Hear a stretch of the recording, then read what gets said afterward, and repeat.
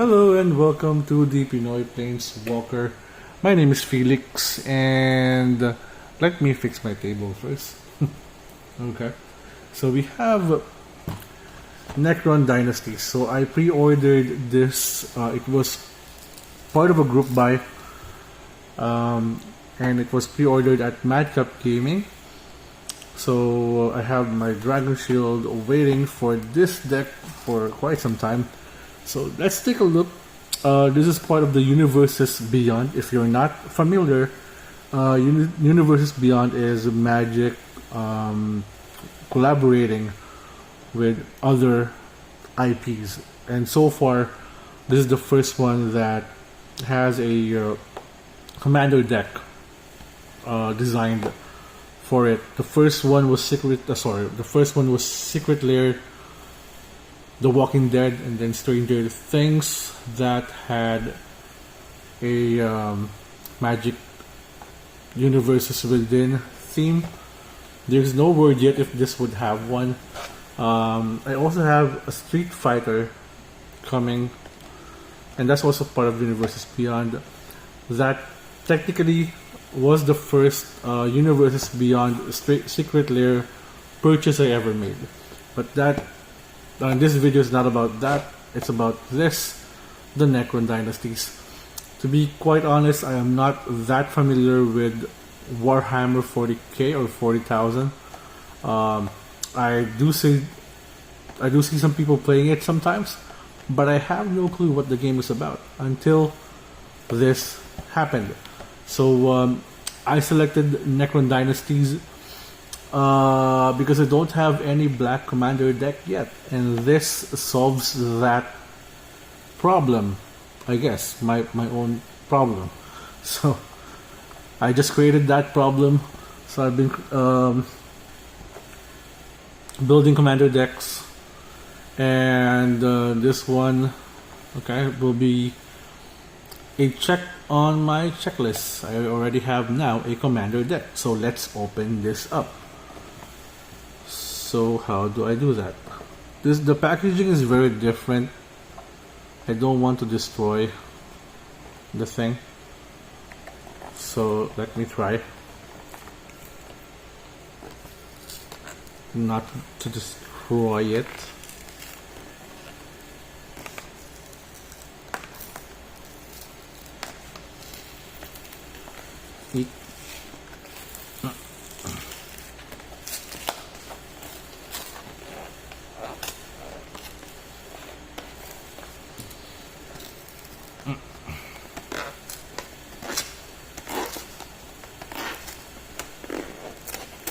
Sorry.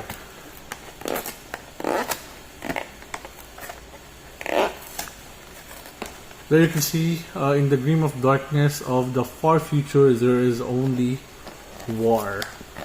So the commander decks, we have Necron Dynasties, we have Force of the Imperium, or the Imperium of Men. Then we have Ruinous Chaos and the Tyrannid Swarm. So here, I'm still trying to, there you go. So this is what it looks like. We have the, okay, deck box with our commander. There are 5 commander options for this deck. I still haven't decided. I'm not going to try to pronounce the name. Let me try anyway. Zarek, the Silent King. So that's 4 mana value, 1, and then 3 black mana. Flying. My will be done whenever Zarek, the Silent King, attacks. Mill 3 cards. You may put an artifact, creature card, or vehicle card from among the cards milled this way into your hand. So there you go. We have the punch out cards. We have the life wheel, and then we have our deck. So let me put this back here.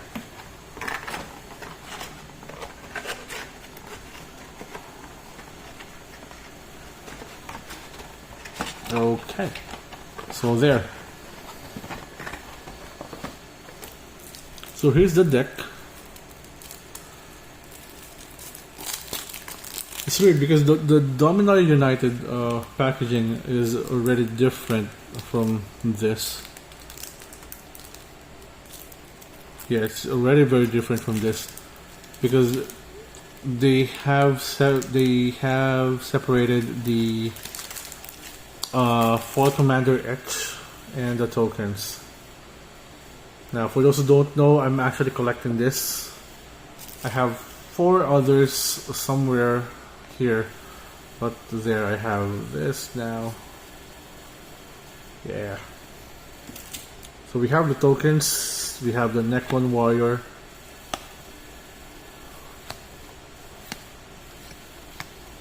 Okay, it's all Necron Warriors. We have insect tokens. And that's basically it. We have 2 tokens. And then we have our deck. So we have Zarek, the Silent King. I hope the camera focuses on it. There you go.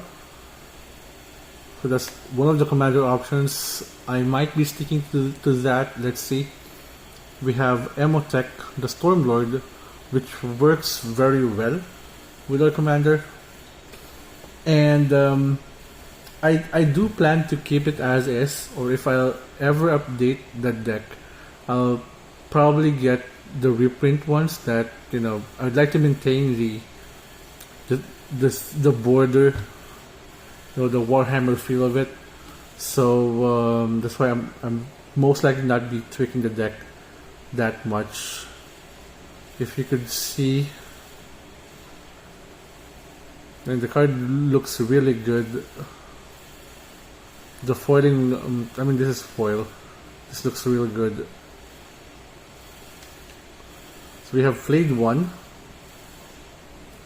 There are 42 new cards, 40 to 42 new cards, which is very high for a commander deck, which I guess is bound to happen with Universes Beyond decks. We have Hezmark Destroyer, Plasmancer. This is going to stop on the cards that I really like. So we have Sotek Immortal. But look at the art, right? The art looks really good. Scorpec Destroyer. I'm sorry if I'm butchering the names. Triarch Praetorian. Night Sight Defile. This is a reprint. Dread Return. Let's look at that. Cranial Plating. Hedron Archive. Mask of Memory. Sol Ring. Barrymore. Weird Landscape. Looks nice. Reliquary Tower. Darkness. This is like the Black Fog. Go for the Throat. Arcane Signet, Commander Spear, Mind Stone, Thought Vessel, Unstable Obelisk, Wayfarer's Bubble, Desert of the Glorified Polluted Mire, Cycling Land, Vault Whispers. This is the other legendary commander option. Anvakir, the Traveler. This is very strong because when it attacks, you may cast an artifact spell from your hand or graveyard by paying life equal to its mana cost or mana value rather than paying its mana cost. So that's very strong. Right? You just need some way to mitigate the life that you pay. But you know, you can just work on your graveyard. You know, this deck has the reanimation theme going on. So it uses the graveyard as a secondary resource, a secondary library, so to speak. So this is very good. Biotransference is one of the expensive cards in the deck. Creatures you control are artifacts in addition to their other types. The same is true for creature spells you control. and creature cards you own that aren't on the battlefield. So basically all creature cards that you have will be an artifact in addition to whatever type that they have. And whenever you cast an artifact spell, you lose 1 life and create a 2/2 black Necron warrior artifact creature token. So this, generates token for you. Chronomancer. Unearth, sticking through with the graveyard mechanic. Unearth is used for the, or was used for the Necron Dynasties, and I believe that works really well. Cryptic. Okay. We have Illuminator Zeraz as the other legendary creature. So it has Secret of the Soul, sacrifice another creature, add an amount of black mana equal to the sacrificed creature's mana value. Okay. Discard Necron Deathbite. If I remember correctly, Jimmy Wong of Command Zone used Anarech or Emotech, I guess, one of the two. Out of the Tombs, or out of the Tombs. So this is very interesting. At the beginning of your upkeep, put 2 Ian counters on Out of the Tombs, then mill cards equal to the number of Ian counters on it. If you draw a card while your library has no cards in it, instead return a creature card from your graveyard to the battlefield. If you can't, you lose the game. So this would have on your first upkeep, you're going to give it 2. After you cast this on your first upkeep, you're going to give it 2 counters, and then 4. But it goes on. So, man, it's going to fill your graveyard really fast, which you like because of your commanders. So we have Royal Warden, Shard of Harbinger. We have, I'm not sure if I'm missing one, but Shard of the Void Dragon. Oh, here. Okay, sorry. So we have Scorpec Lord, Technomancer. Their name is Death. Bam. Their number is Legion.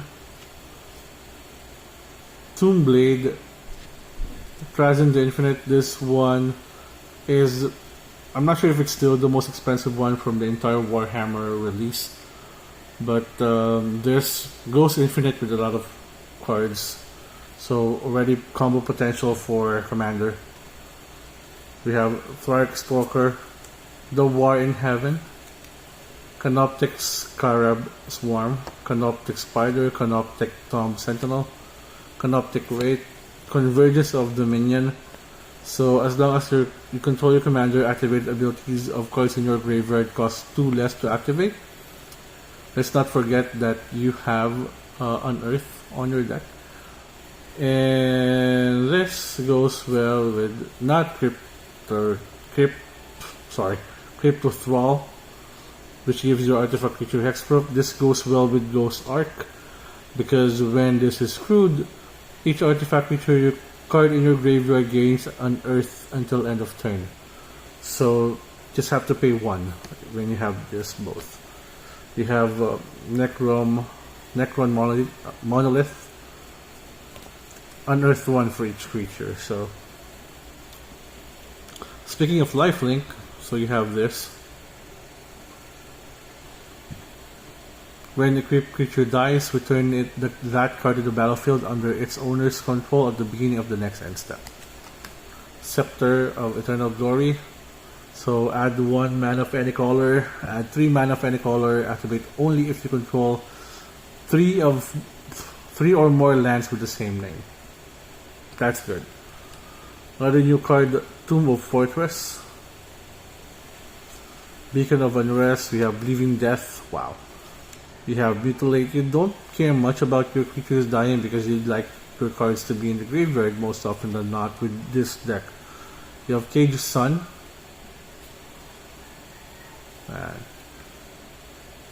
Looks really good. Endless Atlas, you have Gilded Lotus, you have Mystic Forge, Sculpting Steel. I'm not sure why, but with Dominaria United, they have all the basic lands the same. For Warhammer 40k, I guess they have a different plan. I'm just filtering it because I like the green one. I mean the one that has green highlights on it the most, and then the helicopter thing, or whatever that other thing is. So this has a lot of basic lands. There's no evolving wilds, I believe, right? So there. So that's Necron Dynasties from Warhammer 40k. I like the deck. I think I'm gonna enjoy playing it a lot. And as mentioned, I'll keep it sealed. And if I'll tweak it, I'll probably get one from the reprints that will fit, of course, my commander. Because I'd like to keep the frame and the Warhammer feel of the deck as much as possible. So if I have to pick a commander, it would not be Trazyn, because I don't think this will be really good for this commander or for this deck out of the box. But outside of it, it's probably the best one. I don't like this as my commander because it will not do much. It won't be that impactful. I'm leaning towards this three: Anarkir, Imhotep, or Zarek. But I'll probably play it with Zarek first most of the time. During the first few games. This is the face commander, and let's see what it can do. So that's it from me. Again, my name is Felix. I'm from the Pinoy Planeswalker. And keep it fair, keep it fun, stay safe, and keep supporting your local game store. Thank you for watching the Pinoy Planeswalker. If you haven't, please consider liking, following the page. And on YouTube, we're also there. Give us a subscribe. I'd appreciate it. And thank you for watching.